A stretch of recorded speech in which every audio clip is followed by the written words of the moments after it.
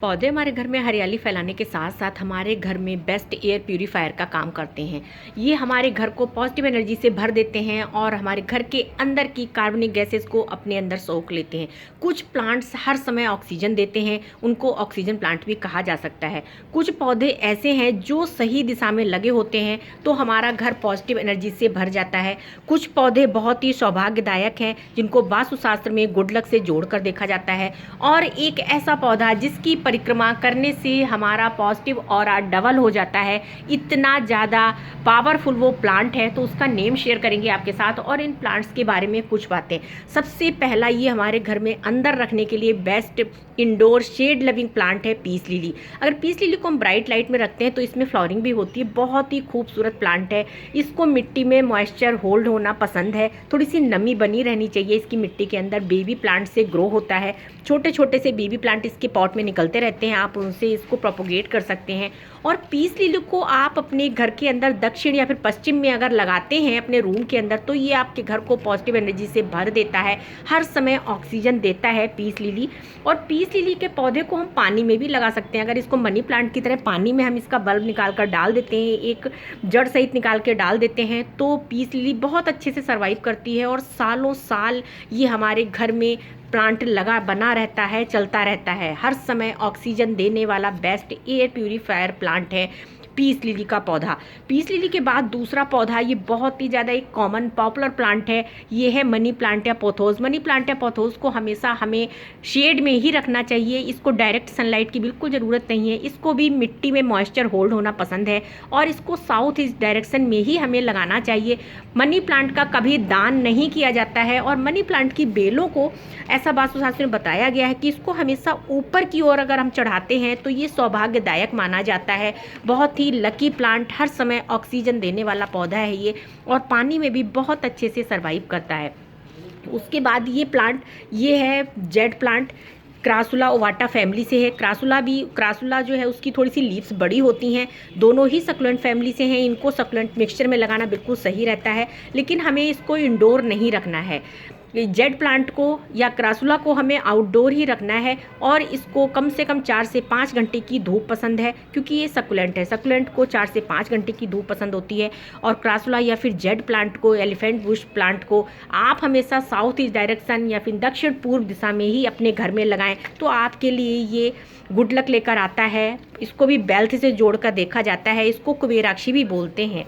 इसके बाद ये प्लांट है स्नेक प्लांट। स्नेक प्लांट जो है ये बेस्ट एयर प्यूरीफायर है। ये बेबी प्लांट से ग्रो होता है। क्रासुला या फिर जेड प्लांट जो है कटिंग से ग्रो होता है, ये बेबी प्लांट से ग्रो होता है और ये कटिंग से भी ग्रो हो जाता है। पानी में भी बहुत अच्छे से सर्वाइव करता है।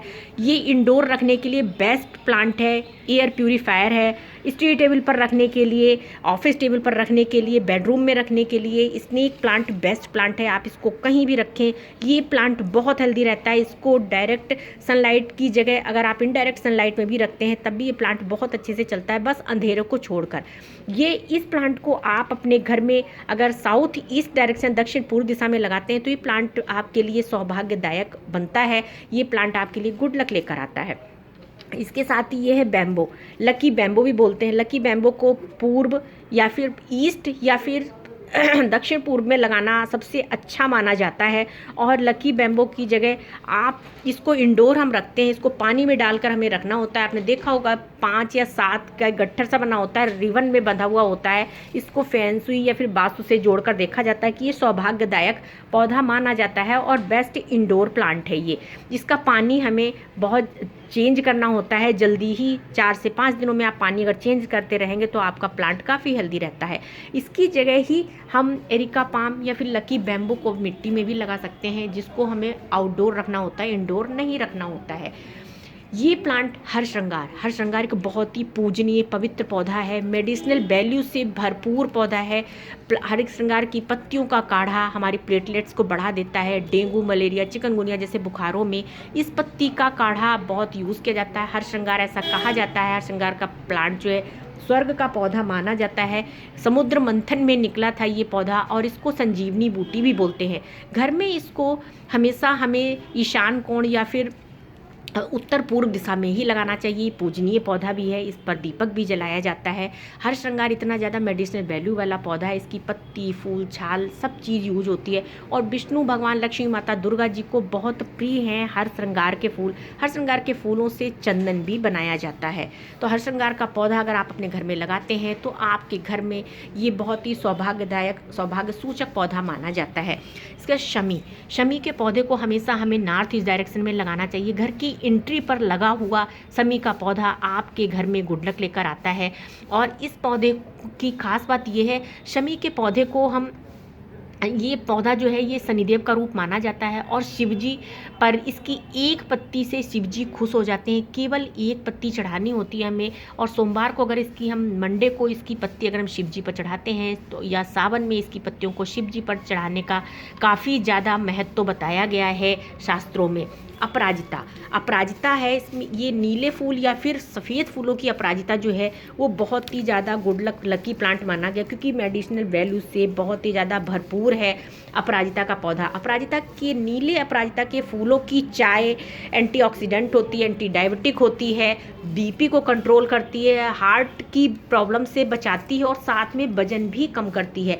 डोरमेंसी में चला जाता है अपराजिता का पौधा सर्दियों में, और उसके बाद जैसे ही मौसम चेंज होता है, देखिए आजकल इसमें बसंत में न्यू शूट्स आना शुरू हो गई हैं, बीज से ग्रो होता है अपराजिता का पौधा।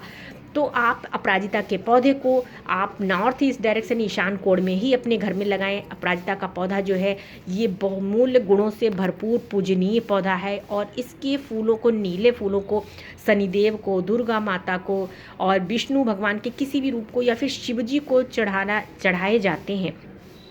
इसके बाद जो बहुत ही ज़्यादा, सबसे ज़्यादा एक लकी प्लांट हमारे घर के लिए होता है, और ये पूजनीय पौधा तुलसी जी जो है हर समय ऑक्सीजन देने वाला प्लांट है। तुलसी जी बहुत ही पूजनीय पौधा है। विष्णु भगवान भोग नहीं लगाते हैं तुलसी जी की पत्ती के बिना, और तुलसी जी का ऐसा माना जाता है कि तुलसी जी इतनी ज़्यादा मेडिसिनल वैल्यू वाली प्लांट हैं। तुलसी जी का हमारे घर में पॉजिटिव ऑरा जो है वो 10 फीट तक फैला होता है, और अगर हम तुलसी जी के पौधे की परिक्रमा करते हैं तो हमारी बॉडी का पॉजिटिव ऑरा दोगुना हो जाता है। तो आज आपके साथ हमने ये नेम शेयर किए हैं। और तुलसी जी को हमेशा बीजों से ग्रो किया जाता है।